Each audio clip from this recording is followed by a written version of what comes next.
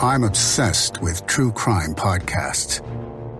Spotify has thousands of hours worth of podcasts filled with twisty, bone-chilling mystery podcasts for me to stream everywhere I go. It's easy to manage my episodes and track the next big break.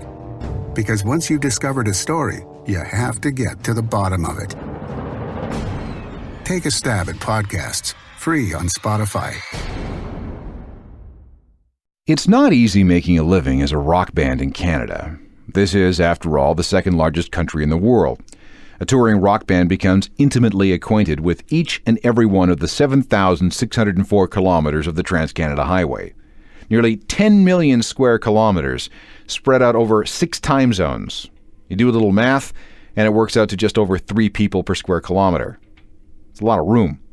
And even though 77% of the population lives in cities, a rock band has to work very, very hard to reach out with their music. It's even harder when you consider that we live next door to the largest net exporter of popular culture in the universe. Geography has chewed up the domestic careers of countless bands. But some have got it figured out. They've got all the efficiencies worked out. The fan base is in place, and they've got the routine down pat. They may not be rich, but they are making a solid and respectable living as rock stars in Canada. Sloan is one of those bands. They've been around since 1991, and since they've become something of a Canadian institution, I thought it was time to ask them round for a chat about things. This is Sloan, in their own words, Part 2. This is the Ongoing History of New Music podcast with Alan Cross.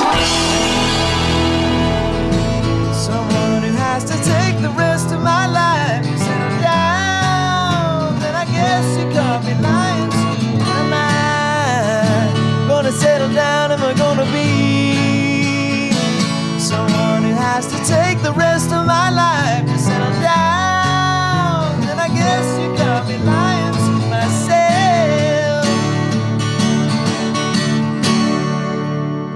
Chris Murphy and Jay Ferguson with their guitars in my office playing The Rest of My Life, which was from their 2003 album Action Pact.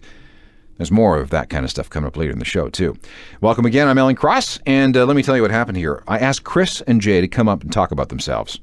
Any band who has survived this long in this country with 0 lineup changes has got to have some stories. And they do. On part 1, Chris and Jay went through the first half of Sloan's career. We started with their beginnings on the East Coast, and we stopped at their 1999 live album. So let's move forward from there. Here's Chris and Jay talking about where things were in the late 1990s. There's 3 records in a row. It was like 98, Navy Blues, then a live record, and then we have a record called Between the Bridges. Comes out but that was the one that totally tanked. Nobody even knows about that one. I mean, in terms of career, that was a real tank. So that was our 5th studio record. Came out in 99. The live record was supposed to be like, hey, it's for fans. Just sort of throw it out there. We won't really promote it. And then we put, very soon after that, we put up Between the Bridges. And of course, we probably should have promoted the live record more because it was being returned as we were trying to ship the new one. So it really died. So yeah, so we were kind of, even after one chord to another, Navy Blues did really well. We had a song on it called Money City Maniacs, which is still probably our most recognizable song.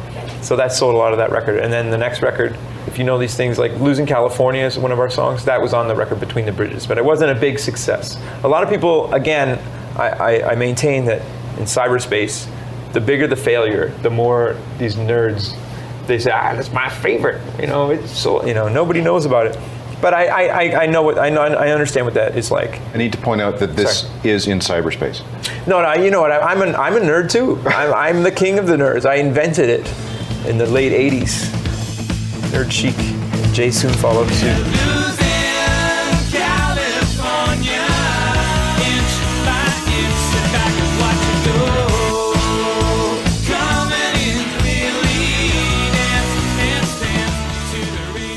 So things didn't go very well for Sloan with the 1999 album Between the Bridges. Let's talk about that for a second. The title involves a bit of a geography lesson. Sloan is originally from Halifax, and there are 2 main bridges in the municipality. There's the MacDonald and the Mackay. Sloan's roots are thus between the bridges. Rolling Stone gave it a respectable 3 out of 5 stars, but the album didn't sell very well. Losing California was about the only bright spot from a singles point of view. But Sloan did as they always have. They kept moving forward. Album number 6 was released 25 months after Between the Bridges, October 16th, 2001. A month after 9/11, and a week before Apple released a new gadget that they called the iPod. The album was called Pretty Together. Here's Chris and Jay. That was sort of a comeback record, I guess, in a way, because the last one had been pretty lukewarm. So 2001, we're on BMG in Canada, and we're doing all right. We had 2 videos that did quite well. The radio hits. Like when If It Feels Good, Do It came out, I kind of felt like we had been known. Like I was proud of how we have 4 songwriters and how diverse we can be and the range that we have. But I felt like all the singles that we had, it just sort of made us look like we only had sort of one trick. And then when The Other Man, which was sort of like a slower... Slimeball adulterous song. That's right. I just wanted to find... That's my niche, I think. Anyway, it was enough of a musical change-up that we could reach some housewives and little girls. I can just imagine it. Mom's playing it in the minivan, taking little Dakota to ballet practice as she's watching Finding Nemo in the back. That's fine by me. She's dreaming about... We're grown-ups. You. But the hardest thing was making a video for that and trying to be serious. And the man looking at the camera, I felt like a total knob. But I was happy that we had something that was outside of the sort of Money City Maniacs.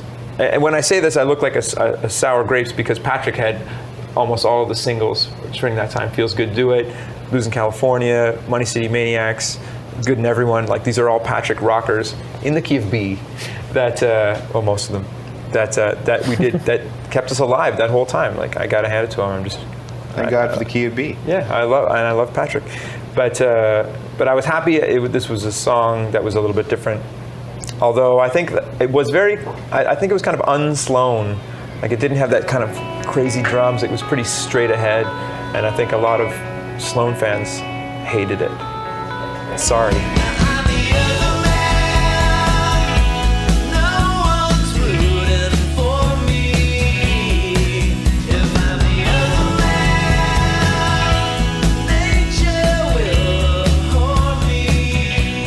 Sloan with The Other Man from the Pretty Together album. I cannot confirm this, but I have heard that this song is based on a real love triangle within the Canadian indie community. There's Chris Murphy of Sloan, there's Andrew Whiteman from Broken Social Scene, and in the middle, Leslie Feist.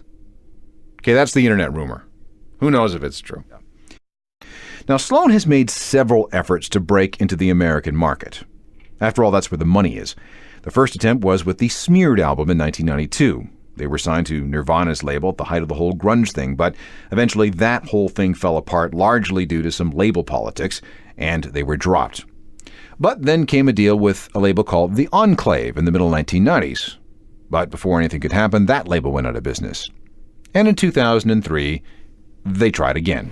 Yes, we never had any kind of... we were on 120 Minutes on MTV in the States, or we were on MTV like twice in our lives, maybe. Anyway, it's all very historical. And so anybody who knows of us in the States still, or certainly after one chord to another, either knows us from they were in college when Smeared came out and it was on Geffen, or they're just someone who keeps up with music, or they like pop music or rock music and they research these things on the internet or whatever. So we are a cult phenomenon in the States, which is fun, but we make our money in Canada because we benefit from mainstream media and stuff like that.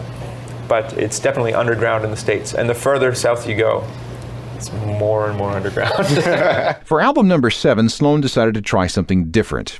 They recorded it in Los Angeles using producer Tim Rothrock, who has worked with people like Elliott Smith and the Toadies and Badly Drawn Boy and a lot of other indie bands.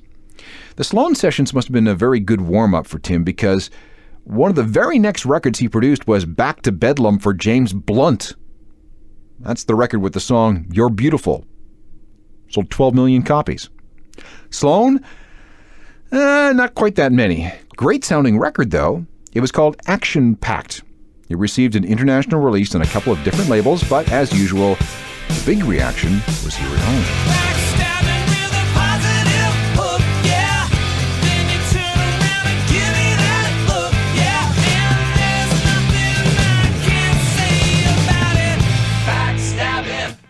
At this point, Sloan had been around for about a dozen years. Why not take advantage of their heritage and raise a little cash with a greatest hits record? Okay. So in May of 2005, they did. This was the time when the music industry started to notice that things were starting to crash, thanks to file sharing and the internet. Sloan, though, tried to get out in front by releasing a special edition of the album. It came with a DVD featuring videos of all the songs, plus interviews and other stuff, things that you wouldn't be able to download. They called this collection of singles A-Sides Win, playing off a title of a song called A-Side Wins, back on the One Chord to Another album. In addition to all the old favorites, there were a couple of bonus tracks. Here's one of them. This is All Used Up. 'Cause it's all used up. There's nothing left to trust. Yeah, it's all used up. 'Cause it's all used up. Sloan with a bonus track from their 2005 Greatest Hits collection called A-Sides Win. Now, from the beginning, Sloan has had their own record label, Murder Records. That's at the root of every single Sloan release. But let's count all the other labels that have distributed Sloan stuff, shall we? Okay, Universal, DGC, The Enclave, March Records, Vic, Sony BMG, Koch. That's at least 8.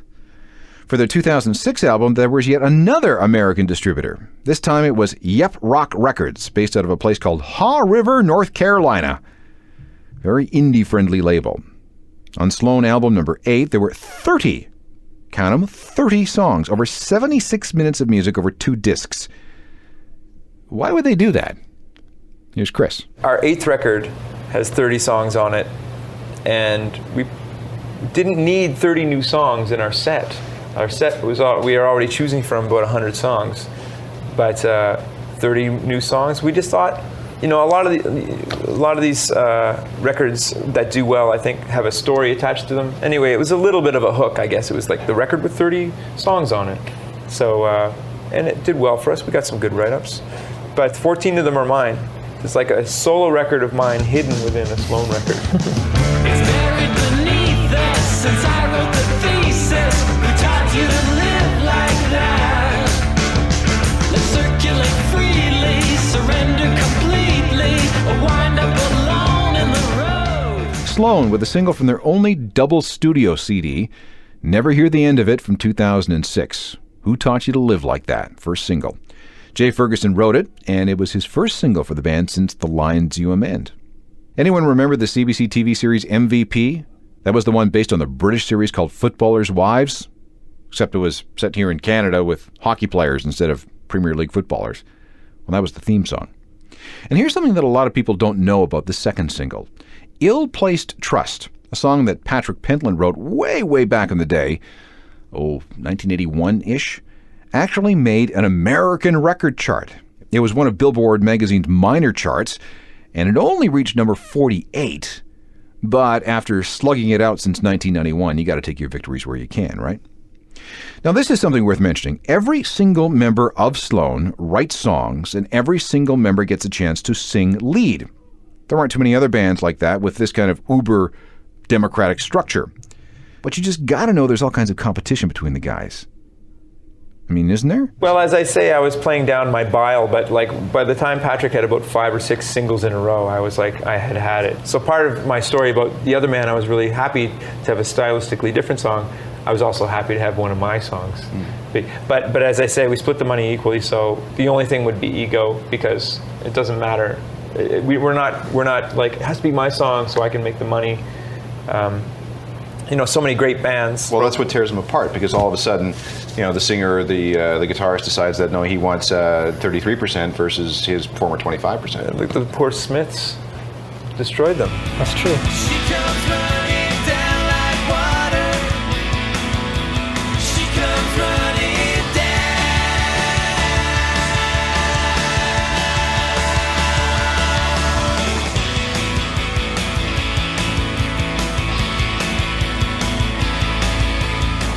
That snaps us all the way back to the first album, Smeared, in 1992. And that was the follow-up to the single Underwhelmed. Okay, we're almost caught up with Sloan. And when we come back, Chris and Jay will talk about their 2008 album, Parallel Play. And then they just busted out the guitars again in my office. Don't go anywhere. Here's the situation in my house. 5 days out of 7, I am the person in charge of dinner. My wife works downtown in an office and doesn't get home until way after 6, and when she does, she's obviously in no mood to cook, so this is my job. It's delegation of labor, you know? The problem is that I'm busy too, and I can be in and out of the house all day. So this is where HelloFresh is an absolute godsend. This box shows up on my doorstep. Inside are all the things I need for a bunch of dinners. Everything is fresh, pre-measured into the right portions, and come with picture recipes so that anyone, even a guy like me, can prepare these meals in about 30 minutes with just a couple of pots or pans and some utensils. This is totally stress-free. I cannot emphasize that enough. And cleanup, that's a snap. And the food is absolutely delicious. The menu keeps changing so nobody gets bored. One day it's some kind of comfort food. We might want to try a vegetarian option one night. And the next day it's some kind of world cuisine. We had this Thai dish that was absolutely amazing. And before HelloFresh, I would have never, ever tried this on my own. And all this with no planning, no shopping, no hassle, no leaving the house, no nothing. You got to try this, and I'm going to make it easy for you. Get 50% off your first box of HelloFresh by going to hellofresh.ca/ongoinghistory50. And then you need to enter the promo code ongoinghistory50. Okay? hellofresh.ca/ongoinghistory50 and the promo code ongoinghistory50. HelloFresh. You won't regret it. With the exception of the double record Never Hear the End of It and the live album Four Nights at the Palais Royale, Sloan albums tend to be short and sweet. A long Sloan record is 45 minutes, but the average is somewhere around the, high 30s. Their 9th studio record was their shortest, at just over 37 minutes. They called it Parallel Play. Here's Chris Murphy and Jay Ferguson. Well, Parallel Play, I'll start you with the title, is a reference to a child psychology term about children between 1 and 3 that play beside each other, but they don't interact. So it's sort of a joke on the way that the band sort of maybe behaves either on stage or off. I mean, everybody, like I said, sings and writes in the band, and often sometimes there'll be, like Andrew, for example, will probably play all the instruments on his own songs. So anyway, they're kind of solo songs. But that's kind of the way we've worked for a long time. But I think it's a good term, and it kind of applies to this record because we had to make it kind of quick. And so everybody just, I know how to play the guitar on my own song, I'll just do it. So there's not a lot of, there is collaboration to a point, but I think the title is pretty apt. But yeah, Regulation, back to 12 songs, mostly just because... 13 songs, yeah. 13, yeah. Because, you know what I mean. We could have spent more time. Last time we wanted to have a record out at a certain time, and then just because of some stuff that was going on, we had to push it back, and then we just kept recording, and we just decided to put it all out. I've been threatening to do a double album since 1998. I consider Navy Blues and Between the Bridges almost a double album because they were done close together at the same place, and I only wrote one new song for this new record. It was as if it was a double record to me. It'll be reissued as a double record. No. So we are back to our sort of egalitarian, like everybody sort of had 4 songs that they were working on, and at some point we decided we were running out of time and money, and we just, we'll make it 3 each, 12-song record, but Andrew wouldn't. He was like, I'm doing 4, I don't care what you get. Even though the record was mastered, he's still mixing his songs, like, no, wait for me, and even though we could have sent it off and met our deadlines, he's like, nope. No, I'm just kidding. Well, it's true, but I'm not angry about it. And we're just learning how to play it now, and I like it. Well, imagine that for our last album, 30 songs. It was like, we got to go on tour, boys. I got to learn 30 songs. But we tried to learn. We learned. We were routinely playing 22 or something. Yeah, new songs. No, we were able to do it. But you're right. It's like most bands know how to play the record, and then they go make the record. But we're opposite. Like, I basically have to go buy the record to learn how to play the album. Go home and listen to it. But ever since Andrew, we grew up in Halifax, and Andrew moved to Toronto in 1993. So ever since then, it's been sort of like that.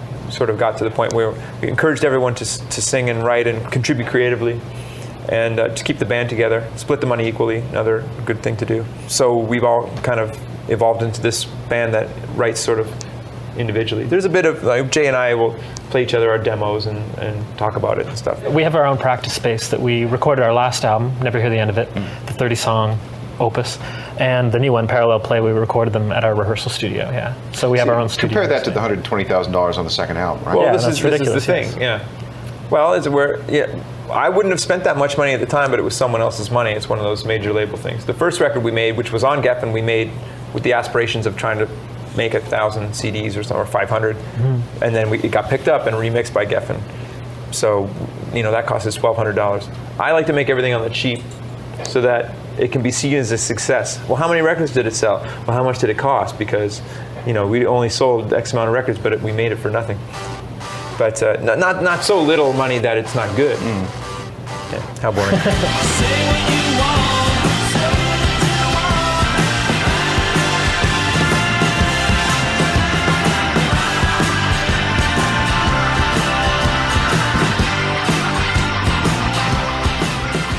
Sloan with Believe in Me, the first single from their 2008 album Parallel Play.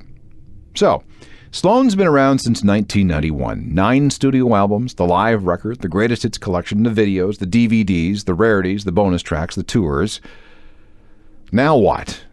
Here's Chris Murphy. Well, our plans are to keep working. Sometimes I remember in 1999, it felt like we hadn't gone up, like we're playing the same places across Canada, like we're sort of going up a little bit, and then we were playing the same places, and I was frustrated. I was like, how come we're not getting any bigger? We're better than all these crap-ass bands, and we weren't getting any bigger. But then I sort of changed my tune to, at least we're still playing to anybody, because a lot of the bands that we started with, we were given a major leg up by signing to Geffen, and we had a lot of press, and Halifax is Seattle, and all that baloney.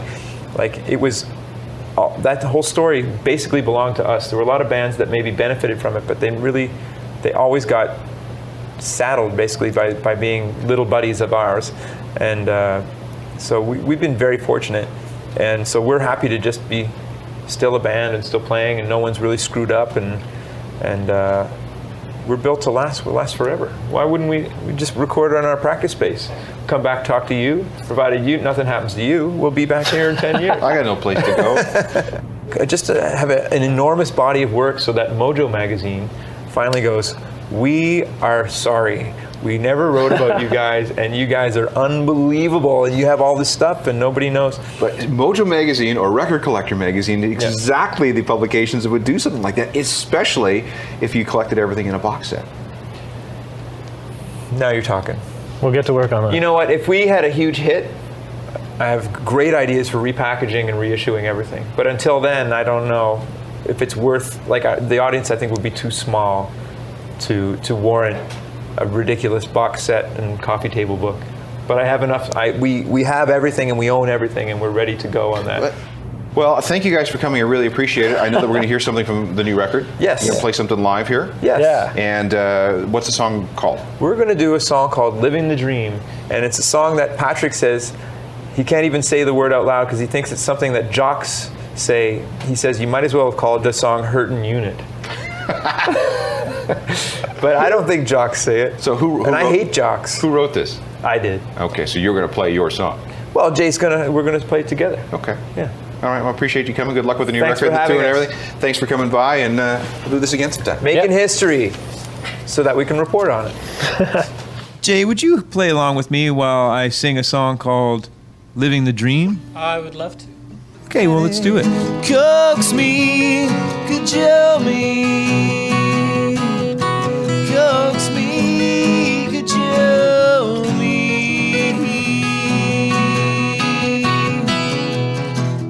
Now, like I said about an hour ago, Sloan's story is pretty remarkable. A Canadian band who has worked mainly as a domestic act since 1991, running their own label, working deals with other bigger labels to distribute their stuff, and surviving everything the music business has thrown at them with 0 lineup changes. Wow, that deserves some serious respect. Thanks to Chris Murphy and Jay Ferguson for taking the time to talk about themselves, which in typical Canadian fashion is something we really find hard to do. Like I said, Natalia helps out with a ton of stuff, and Rob Johnston is in charge of technical production. We will talk to you later. I'm Alan Cross. You've been listening to the Ongoing History of New Music podcast with Alan Cross. Subscribe to the podcast through iTunes, Google Play, Stitcher, Spotify, and everywhere you find your favorite podcasts.